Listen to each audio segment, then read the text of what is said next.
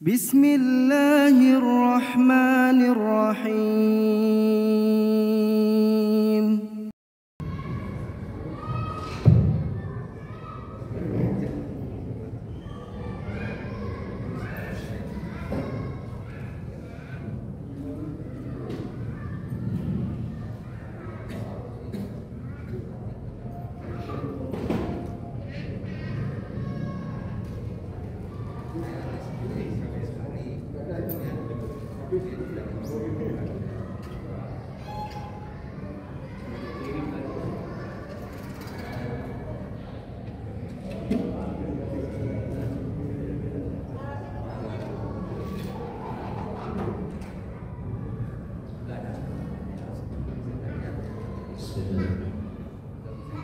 Assalamualaikum warahmatullahi wabarakatuh.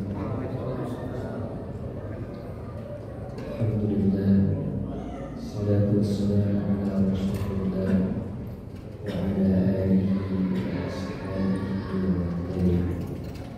Asyhadu an la ilaha illallah wahdahu la syarika lah wa asyhadu anna Muhammadan abduhu wa rasuluhu la nabiyya ba'dah. Allahumma shalli wa sallim wa barik ala Muhammadin wa ala alihi wa ashabihi ajma'in. Rabbi shrah li sadri wa yassir li amri wahlul 'uqdatam min lisani yafqahu qawli, amma ba'd. Hadirin Bapak yang dimuliakan oleh Allah Subhanahu wa taala, sedang jamaah majelis ta'lim Ihya Ulumuddin yang dirahmati Allah. Alhamdulillah, malam ini kita akan menyambung pelajaran kita terkait dengan tema yang baru.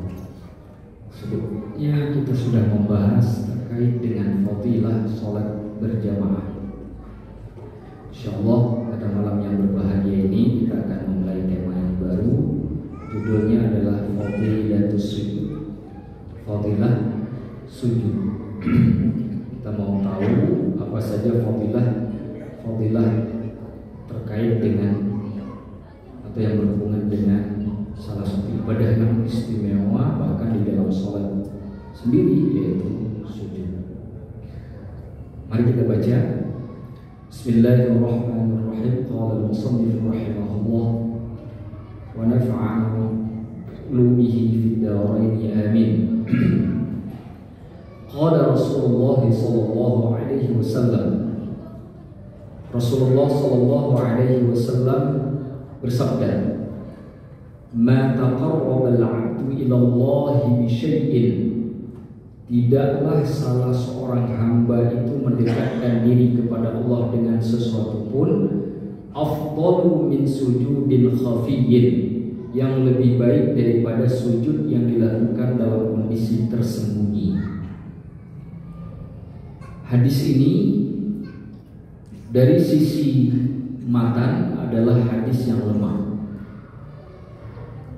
karena hadis ini merupakan hadis mursal dari seorang tabi'in yang bernama Hamzah bin Habib bin Suhaib yang meriwayatkan dari Rasulullah.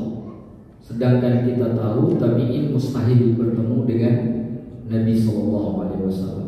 Dan saya tidak tahu satupun ulama yang menggunakan mursalnya Hamzah bin Habib sebagai dalil atau hujjah. Berbeda dengan mursalnya Sa'id bin Al-Musayyab misalnya. Hadis mursalnya Sa'id bin Al-Musayyab itu bahkan dipakai, dijadikan sebagai hujjah. Di antaranya oleh Imam Asy-Syafi'i. Bahkan Imam Malik sendiri di dalam kitabnya Al-Muwatta itu ada beberapa hadis yang beliau riwayatkan dalam posisi hadis mursal. Karena beliau beranggapan kemursalan hadis tersebut dapat dijadikan hujjah. Di antaranya hadis mursalnya Sa'id bin Al-Musayyab tadi. Meskipun hadis ini hadis yang lemah, tapi secara makna benar. Tetapi tidak hanya dikhususkan kepada sujud secara khusus, tapi harus dalam bentuk amalan secara umum.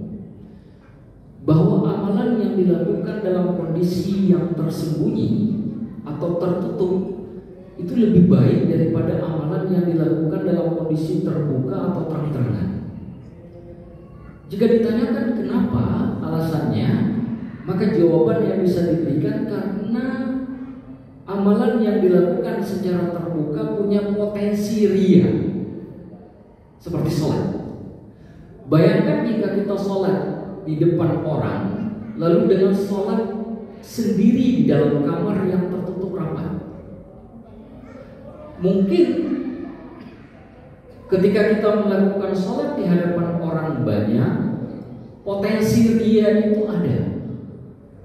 Tapi di mana rianya kalau sholat sendiri di dalam kamar? Itu sebabnya kenapa amalan yang tersembunyi itu lebih baik daripada sholat yang dilakukan atau amalan yang dilakukan secara terang-terangan.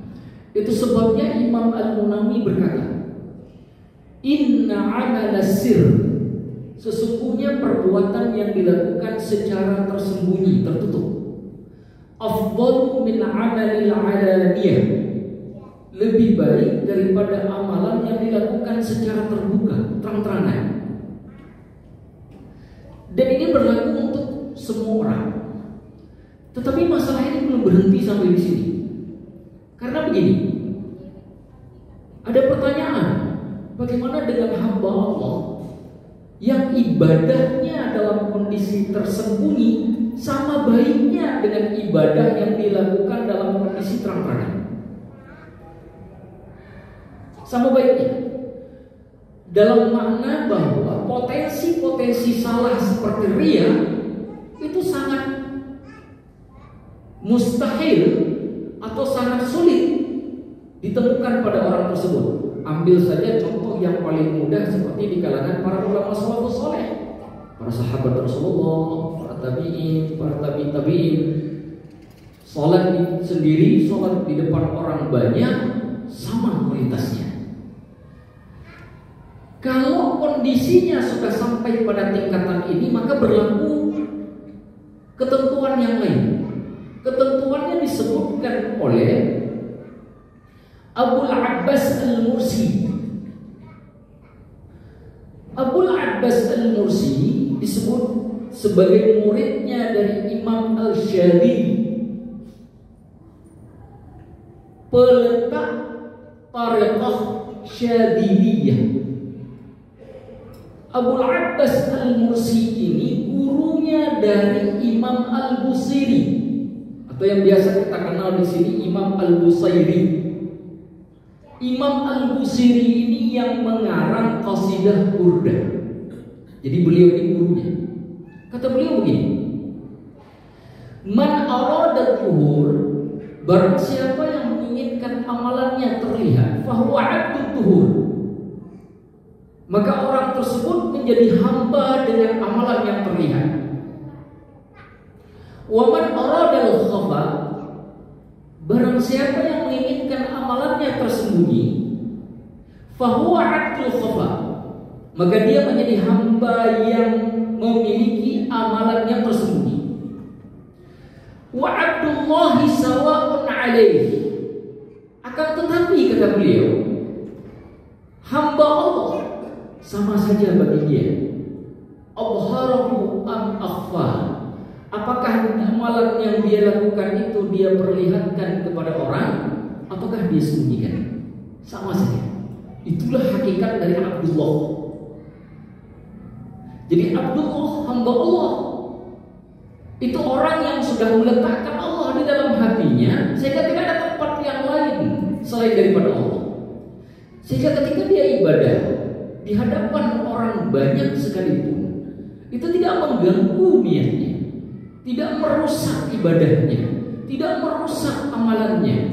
Potensi ria itu sangat mustahil hadir pada dirinya, atau hal-hal yang lain. Kenapa? Karena dia hanya ingin dinilai oleh Allah. Dia tidak peduli di situ ada hadir. Kalau katakanlah menantu kan biasanya gak enak sama mertua. Dia datang ke masjid, kenapa gak enak sama mertua? Dia gak peduli di situ ada mertuanya atau tidak. Karena dia ingin yang dinilai itu, penilaian yang dia dapatkan itu dari Allah. seorang anak yang datang ke masjid bukan karena ada bapaknya di sana. Ini kalau saya tidak datang ke masjid saya akan dimarahi. Tapi dia hadir di masjid karena sudah tidak ada lagi hijab antara dia dengan Allah. Dia ingin ibadahnya dinilai oleh Allah. Inilah hakikat dari Abdullah. Abdullah mau ibadahnya terang-terangan, mau ibadahnya dalam kondisi tersembunyi, kualitasnya sama. Khusyuknya sama, durasinya sama. Masalahnya adalah kita kalau lagi sholat depan orang kan durasinya 5 menit ke atas. Tapi giliran sholat sendiri di kamar kan biasanya ada diskon khusus.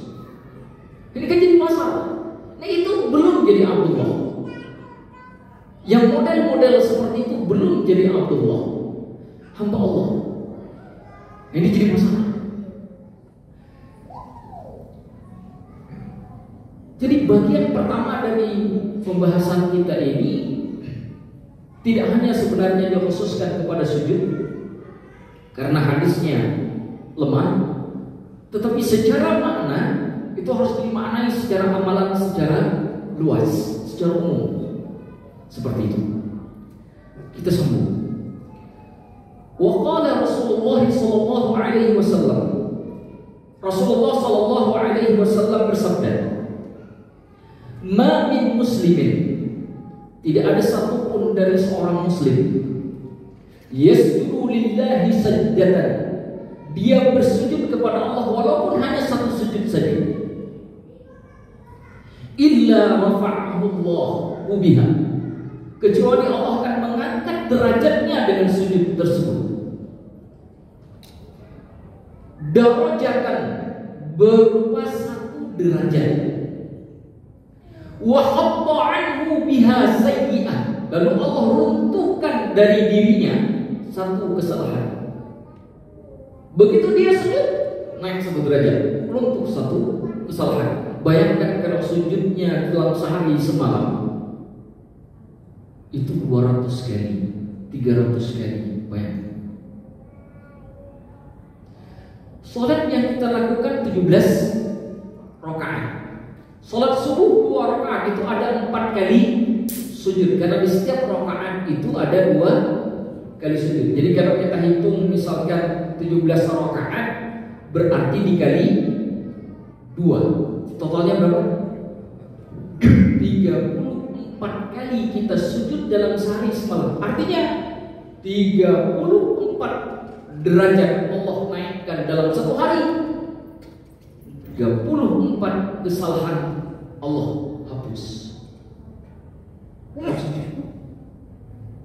Hanya dengan satu kali sujud. Bayangkan yang nambah dengan sholat sunnah. Duhanya jalan, qobliyahnya jalan, ba'diyahnya lancar.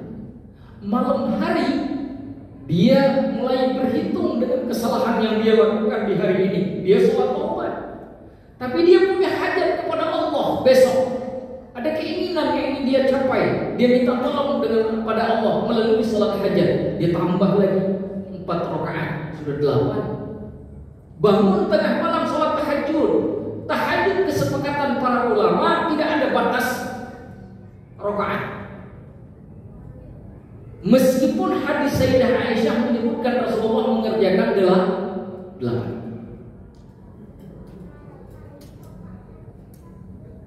Bayangkan, tambah lagi sholat witir, tambah lagi sholat tasbih. Kalau sudah tidak tahu mau sholat apa lagi, sholat sunnah mutlak 2 rakaat sebarang waktu. Berapa banyak sujud kita? Bayangkan kalau 50 derajat saja, satu hari kita dapatkan 50 derajat. Lalu 50 dosa Allah ampuni. Berapa tahun sudah kita hidup? Maka sungguh merugi sekali orang yang tidak sholat, karena dia tidak ada potensi untuk sujud. Kenapa? Kalau sujud di dalam sholat saja tidak dia dapatkan, bagaimana dengan sujud yang di luar sholat? Nah, lalu timbul pertanyaan, Ustaz, adakah sujud di luar sholat? Jawabannya ada. Saya tidak ingin perpanjang, saya ringkas saja. Secara umum yang sudah kita ketahui, bahkan menyambung pembahasan kita minggu kemarin, ada 4 sujud. menjadi rukun sholat. Dari 4 sujud itu, ini sujud yang terbaik. Sujud yang menjadi rukun di dalam sholat, ini sujud yang terbaik. Dari semua sujud, ini sujud yang terbaik. Makanya ketika sujud dalam sholat, fokus betul. Kadang-kadang kita orang awam ini kalau sholat kan, maaf cakap, kalau sholatnya 5 menit mungkin yang khusyuk, benar-benar khusyuk mungkin 1 menit kali, mungkin 4 menitnya wallahu a'lam bishawab. Ya. Sambil kita berusaha supaya kita bisa khusyuk sepanjang waktu sholat, usahakan yang 1 menit itu pas bagian sujud semuanya masuk di sana. Usahakan minimal bagian sujud. Kenapa? Karena tempat terbaik di dalam sholat itu ya sujud. Bukan berarti tempat lain tidak baik, semua baik. Berdiri baik. Nabi Zakaria itu kan dapat anak itu ketika sejak berdiri kan. Berdiri lagi sholat. Bahwa qaimun yusalli fil mihrab. Berdiri beliau di mihrab melakukan sholat, datang malaikat Jibril memanggil.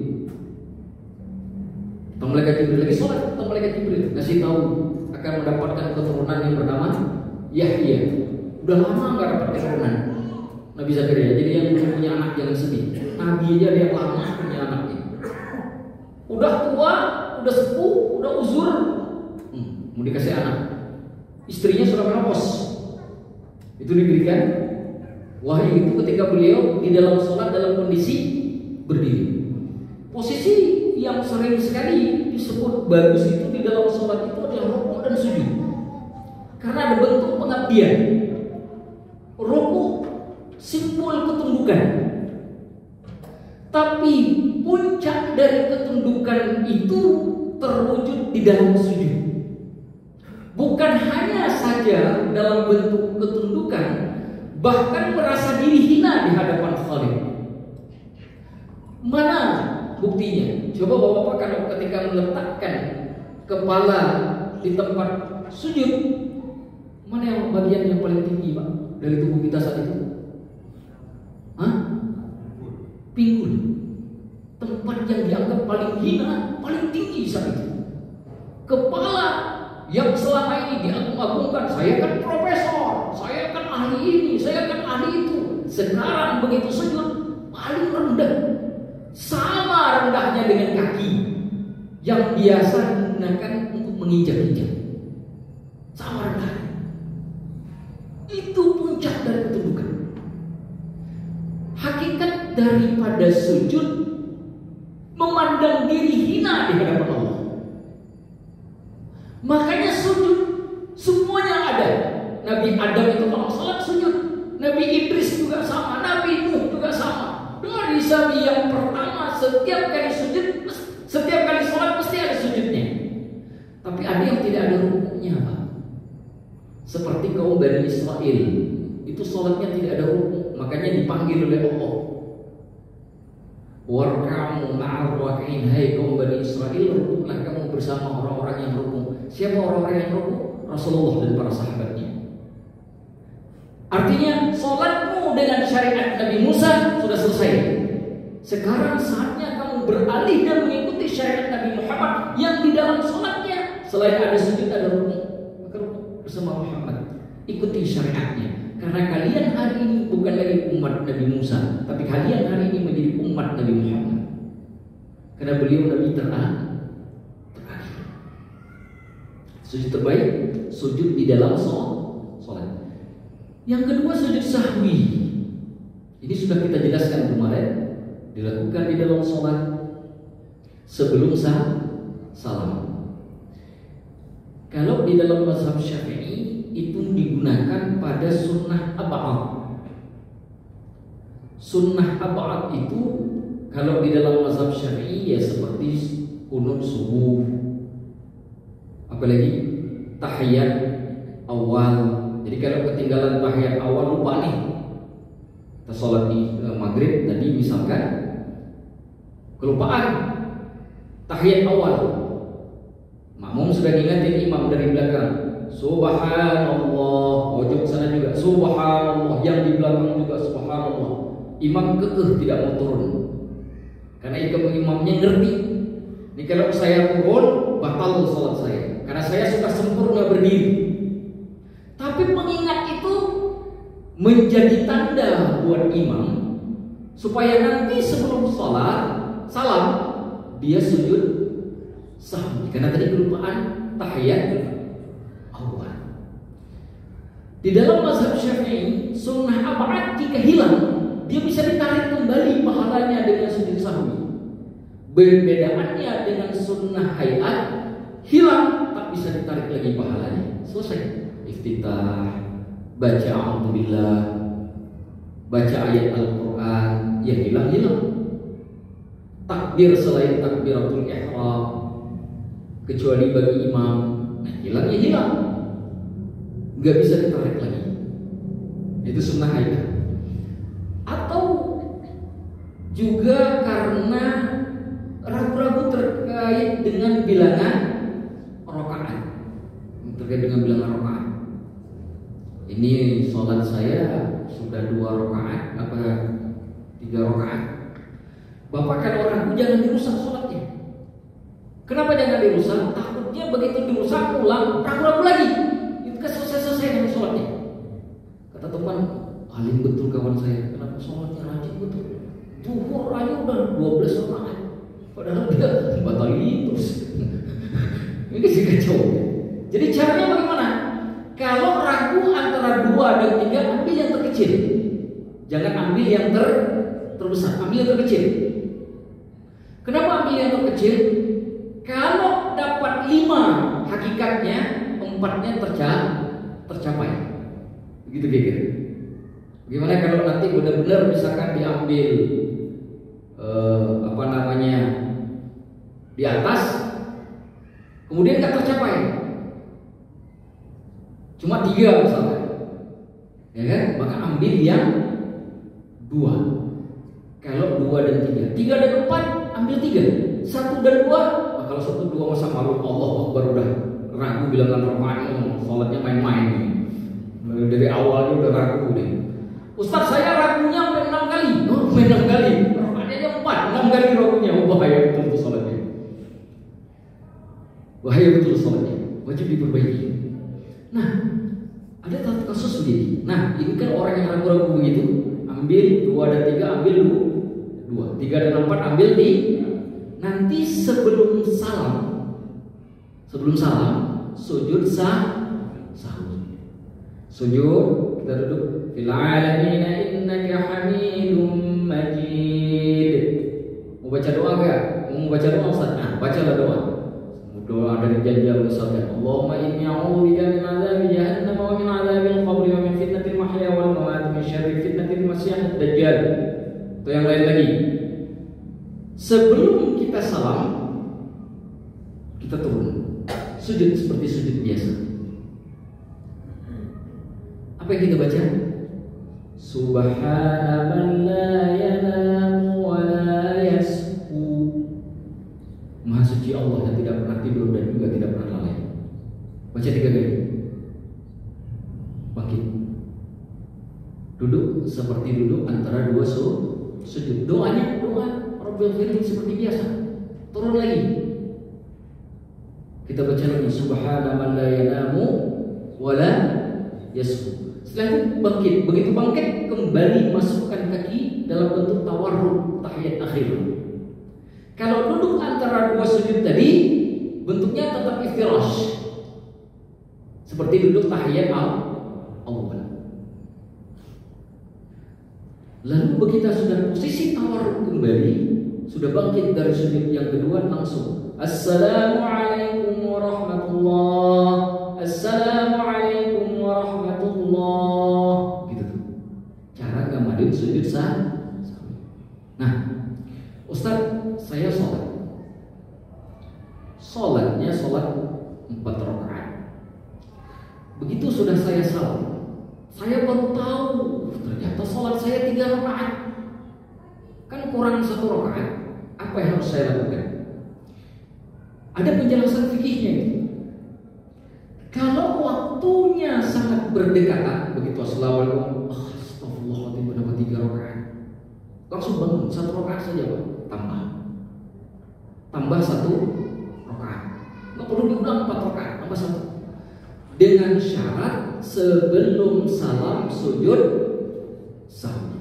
Tapi kan sudah lama sedikit, lama itu saya sudah ngobrol, udah pesan kopi lagi. Nah itu nggak boleh lagi 1 rakaat, wajib ulang 4 rakaatnya.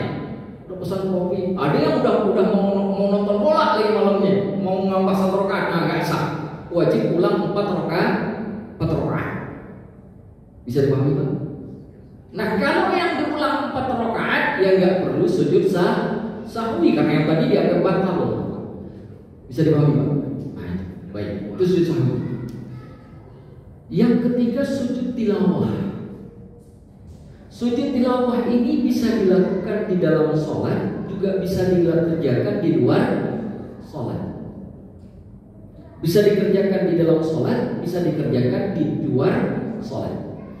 Syarat untuk melakukan sholat sujud tilawah ini sama seperti sholat pada umumnya.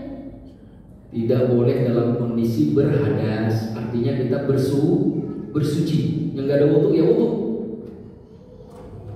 Meskipun nanti ada perbedaan pendapat ulama yang mengatakan pada sujud tilawah tidak perlu bersuci, ada juga. Tapi yang rajih, yang kuat bersuci. Ini saja yang kita ikut, supaya kita lepas dari perbedaan pendapat ulama, wudu segala macam, menghadap ke arah kiblat. Alasan untuk melakukan sujud tilawah karena membaca ayat-ayat di dalam Al-Quran yang ada bacaan sujudnya. Kalau di juz 30 itu ada 2. Memang para ulama berbeda pendapat. Ada yang mengatakan 17 ayat sujud tilawah dalam Al-Quran, ada yang mengatakan 15. Yang masyhur 14. 2 diantaranya di juz 30. Satu di surah Al-Insyiqaq, yang kedua di surah Al-Alaq. Di surah Al-Insyiqaq itu bagian bawah, tapi surahnya belum selesai sampai pada ayat wa idza quri'a 'alaihimul qur'anu la yasjudun. Kalau lagi sholat, begitu sampai la yasjudun, turun langsung. Allahu Akbar, turun langsung. Takbir, imamnya, makmum itu sujud. Apa yang kita baca? Sajada wajhiya lilladzi khalaqahu wa sawwarahu wa syaqqa sam'ahu wa basarahu bihaulihi wa quwwatihi fatabarakallahu ahsanul khaliqin. Ustaz, saya tak hafal. Kenapa tak hafal? Jarang praktek. Apa yang saya baca? Ada ulama yang mengatakan kalau belum hafal doa itu boleh diganti dengan subhanallahi walhamdulillahi wa la ilaha illallah wallahu akbar wa la hawla wa la quwwata illa billahil aliyyil azim. Dibaca berapa kali? Itu semua hafal kan? Tak hafal juga Ustaz. Hayya apa? Subhana rabbiyal a'la. Tak hafal juga. Nah, kita bikin kelas khusus nih. Kalau itu pun tak hafal, kita bikin kelas khusus. Kelasnya diselesaikan secara adat dan kekeluargaan. Kalau ibu itu tak hafal juga. Itu sujud tilawah. Lalu setelah sujud tilawah, imam mengatakan Allahu Akbar, bangkit, berdiri lagi Pak, tegak. Karena kan kita masih dalam posisi berdiri kan, turun hanya karena sujud tilawah, berdiri lagi. Tadi ayatnya belum selesai, surahnya belum selesai. Kalau kita turun langsung, makna ayatnya tidak sempurna. Wa idza quri'a 'alaihimul qur'anu la yasjudun. Dan apabila dibacakan Al-Quran kepada mereka tidak mau bersujud. Ada semua ayatnya. balil ladzina kafaru yukadzibun. Bahkan orang-orang kafir itu adalah orang-orang yang mendustakan. Nah, kita sambung sampai selesai itu ayatnya, sampai Lauhul Mahfuz. Tapi nanti kalau kita pindah ke surah Al-Alaq, kata sujudnya ada di ayat terakhir. Kalla la tuti'hu wasjud waqtarib. Sujud tilawah. Kan bangun lagi. Ustaz kan ayatnya sudah habis. Apa yang saya lakukan? Dua. Boleh langsung rukuk, tidak lagi menyambung ayat apapun karena sudah selesai, maknanya sudah sempurna, atau boleh juga dibacakan surah yang lain. Baru kemudian Tapi bagi imam, kalau mau sujud tilawah, ya mau dikasih tahu lah makmumnya. Bapak-bapak, ibu-ibu, ini kita sholat isya, insya Allah kita sujud tilawah ya. Insya Allah nanti begitu sampai ayat masih berdiri dan akan kita lakukan di rakaat pertama. Karena kenapa? Ada khususnya Pak. Saya tak sebut masjidnya. Jadi saya sholat di masjid dan itu kejadiannya di bulan Ramadan. Mungkin imamnya sudah ngasih tahu, tapi mungkin nggak terlalu jelas mendengar semua. Karena kan jamaah itu begitu sudah iqamah, sudah ada aba-aba dari imam, saf luruskan, rapatkan, dia sibuk bicara sambil jalan ke saf bicara. Gimana tadi? Gimana? Itu yang saya kasih tadi masih ada. Dia lagi jalan ke saf itu. Dia tidak fokus dengan apa yang disampaikan oleh imam. Pada imam sudah mati-mati. Dia tak dengar. Karena dia sibuk dengan temannya, bukan fokus kepada imam yang jadi pimpinan sholatnya. Imam kan biasanya kasih tahu, jamaah sawu sufufakum, luruskan saf, wastaqim, jangan bengkok-bengkok, tegak lurus, jangan bengkok. Tolong isi bagian saf yang terdepan, jangan masuk ke bagian yang terakhir terlebih dahulu. Sedangkan di depannya masih kosong, masuk ke depan. Itu kan abu-abu imam sebagai pimpinan sholat. Makmum kagak dengar, si ngomong sama temannya di samping. Imam juga ngomong, nanti di rakaat pertama kita sujud tilawah di rakaat pertama. Katanya, dia kan ngomong dengan temannya mungkin tidak dengar. Apa yang terjadi? Begitu sholat, turun imamnya. Yang lucu, saya baru sampai. Mulai saya masuk, itu ada yang bubar sholatnya. Itu sujud apa sih? Ini sholat apa sih sebenarnya? Itu lagi sholat Pak. Itu lihat, masih begini tangannya. Sholat apa sih sebenarnya? Masuk dia masih begini. Subhanallah, coba yang dahsyat betul. Sujud tilawah saja ada yang lemah. Subhanallah. Saya melihat, dan itu bukan satu orang, banyak sekali. 3 saf di belakang rusak semua. 3 saf di belakang rusak semua. Saya ketika masuk bukan langsung mencari saf. Melihat dulu filmnya, ya Allah, apa yang masalahnya? Kenapa orang-orang jadi begitu?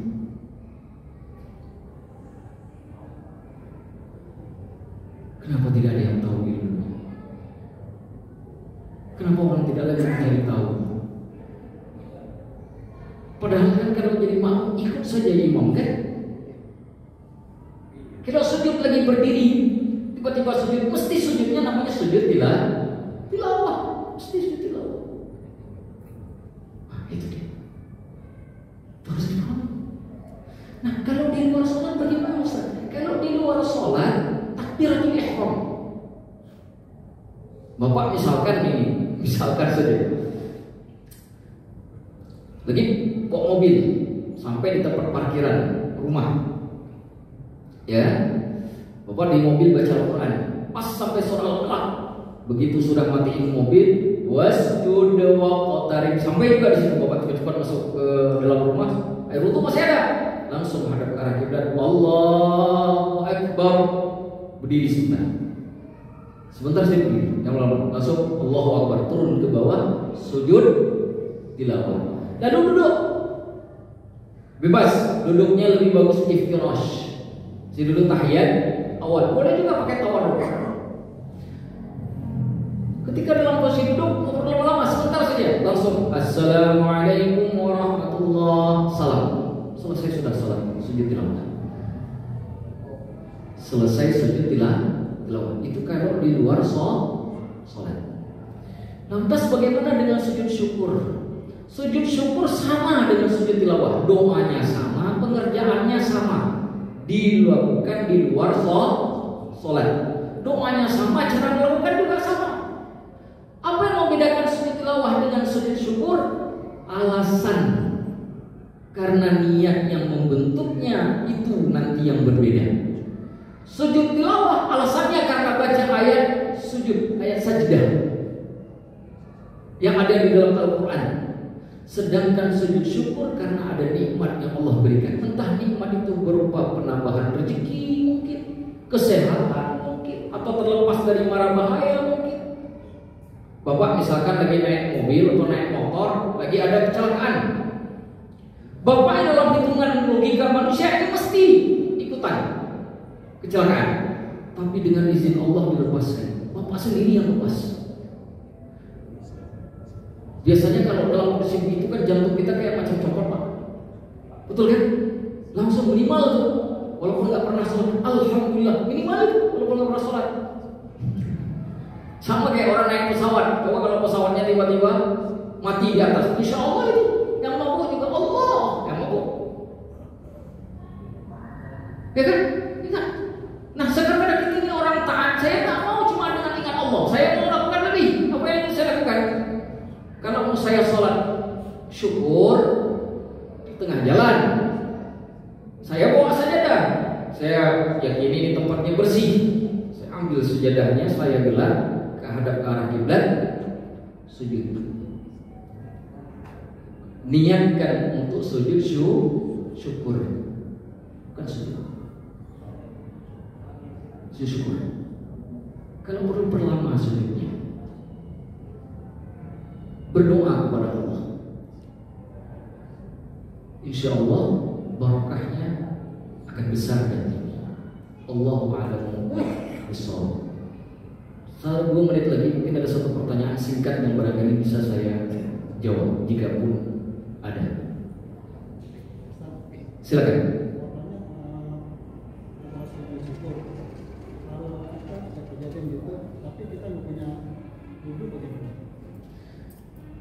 Kalau di dalam mazhab Syafi'i diharuskan bersuci, Pak. Tidak boleh dalam keadaan tidak bersuci. Kalau Bapak tidak punya wudu saat itu, boleh ditunda. Nanti sampai ke rumah, Bapak ambil wudunya, baru kemudian Bapak sujud. Bapak niatkan dengan kejadian tadi di jalan. Cuma kalau sudah sampai di rumah, apalagi di masjid, saran saya kalau Bapak mau benar-benar, jangan cuma sujud syukur. Kalau perlu sholat syukur sekali. Sholatnya bagaimana? 2 rakaat seperti sholat biasa, sholat sunnah biasa. Yang membedakannya hanya pada niat. Niatnya untuk syukur kepada Allah. Sahaja aku sholat syukur karena Allah Ta'ala. Atau 2 rakaat menghadap kiblat karena Allah Ta'ala. Lupas sunnah sholat 2 rakaat. Itu juga lebih baik. Makanya kenapa sujud syukur tidak ada di dalam sholat? Karena sholatnya ada sholat syukur.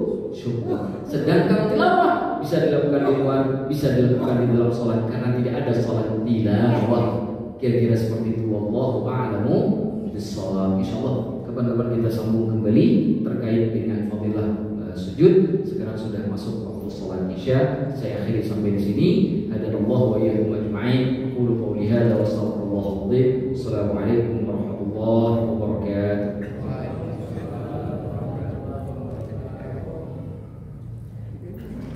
إن الله وملائكته يصلون على النبي فبأي آلاء ربكما تكذبان